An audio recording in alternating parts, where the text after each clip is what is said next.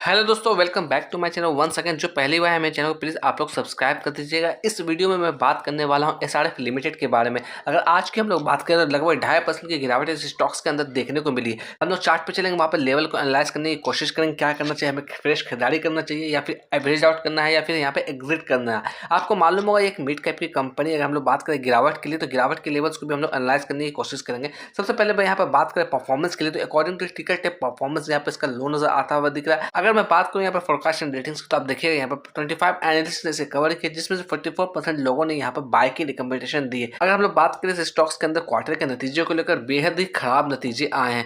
Quarter on quarter basis पे भी numbers में गिरावट देखने को मिली है और ईयर ऑन ईयर बेसिस पे भी इसमें नेट प्रॉफिट में कहीं ना कहीं कमी नजर आती हुई दिख रही है। तो इसलिए थोड़ा सा आप वेट कर लीजिए, अवॉइड होकर काम करिएगा इस स्टॉक्स के अंदर। जल्दबाजी में किसी भी तरह का फ्रेश खरीदारी नहीं करिएगा क्योंकि इसके नंबर्स जो है बेहद ही खराब है। अदर हैंड अगर हम लोग बात करें बाजार के सेंटीमेंट को लेकर, वो भी यहाँ पर नेगेटिव है, इसलिए थोड़ा सा वेट कर लीजिए। इस स्टॉक्स में जल्दबाजी आपको करने की जरूरत नहीं है।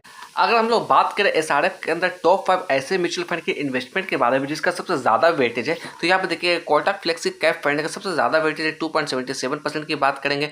यहाँ पे मेरे एसेट ईएलएसएस की बात करें, यहाँ पे 1.39% की वेटेज है। अगर हम लोग ओवरऑल बात करें यहाँ पे म्यूचुअल फंड की होल्डिंग के बारे में, तो यहाँ पे म्यूचुअल फंड की जो होल्डिंग है ऑलमोस्ट 9% की हिस्सेदारी है। अगर हम लोग बात करें यहाँ पे एफआईएस की होल्डिंग के बारे में, तो एफआईएस के पास जो होल्डिंग है लगभग 18% की हिस्सेदारी। अगर डीआईएस की बात करें तो डीआईएस के पास लगभग 8% की हिस्सेदारी है। और रिटेलर्स की बात करें तो वहाँ पर 13% की हिस्सेदारी रिटेलर्स के पास है। अगर हम लोग चार्ट पे लेवल्स की बात करें तो आप देखिएगा किस तरह का इसमें चार्ट पैटर्न बनता हुआ आ रहा है। ये जो लेवल्स है आपको एक अच्छा सपोर्ट का लेवल आता हुआ दिख रहा है जो कि लेवल 2000 का है। ये एक अच्छा सपोर्ट लेवल है। यहाँ पर देखिए एक दफा नहीं कई दफा इस लेवल्स को रिटेस्ट करने के बाद ऊपर के ऊपर दिया, फिर नीचे की तरफ गिरावट देखने को मिली है। तो ठीक उसी लेवल्स में चलता हुआ दिख रहा है। अगर बात करें एक बॉक्स में ये कहीं ना कहीं ट्रेवल करता हुआ दिख रहा है, आपके लिए आपको दिख रहा होगा एक बॉक्स में ये ट्रेड करता हुआ दिख रहा है। अगर ये नीचे गिरता है इस लेवल्स को जो कि लेवल्स 2000 का लेवल है, इसे ब्रेक डाउन देता है तो फिर कहीं ना कहीं इसमें अच्छी खासी गिरावट देखने को मिलेगी। ये स्टॉक्स कहीं ना कहीं आपको 1800 की तरफ मूव करता हुआ भी जा सकता है। जिस तरह का पैटर्न बनता हुआ दिखा है तो कहीं ना कहीं इसमें और गिरावट हमें देखने को मिलेगी। इसके जो नंबर्स भी आए बेहद ही खराब है,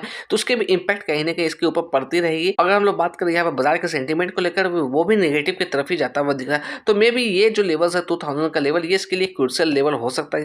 अगर फ्रेश खरीदारी की बात करें तो यहाँ पर आप सिर्फ अवॉइड करके चलिए, इसमें जल्दबाजी आपको नहीं करना है। अगर इस लेवल को ये सस्टेंस करने में कामयाब रहता है जो कि 2200 का लेवल है, तब उसके बाद कहीं ना कहीं आपकी खरीदारी बन सकती है। अदरवाइज अभी आप सिंपली से इग्नोर करके चलिए। अगर ऊपर के लेवल पर बाय किया है तो थोड़ा सा वेट कर लीजिए। अगर 2200 के लेवल को सस्टेंस करने में कामयाब रहता है, वहाँ पे ग्रीन कैंडल बनाती है बड़ी वाली, तो फिर वहाँ पर आप कहीं ना कहीं एवरेज आउट करने की प्लानिंग करिएगा। अभी सिंपली आप इग्नोर करके चलिए। अगर थोड़ा आप एग्रेसिव यहाँ पर बाय करना चाहते हैं फ्रेश खरीदारी के लिए, तो आप 2080 का एक स्टॉप लॉस का लेवल्स रखकर आप यहाँ पर जा सकते हैं। बट मैं किसी भी तरह का बाय और सेल का रिकमेंडेशन यहाँ पर नहीं कर रहा हूँ, तो इसके अंदर आप सोच समझ के खरीदारी करिए। फ्रेश खरीदारी को सिंपली आप अवॉइड करके चलिए। अगर हम लोग पास्ट परफॉर्मेंस की बात करें यानी कि रिटर्न्स की बात करें, तो पिछले 2 सालों में -5% का नेगेटिव रिटर्न है। पिछले 1 सालों से कंपेयर करें तो -9% का नेगेटिव रिटर्न है। पिछले 6 महीने से बात करें 5.5% का नेगेटिव रिटर्न यहाँ पर नजर आता हुआ दिख रहा है। पिछले 5 सालों में हम लोग बात करें लगभग 234% का पॉजिटिव रिटर्न यहाँ पर मिलता हुआ आया।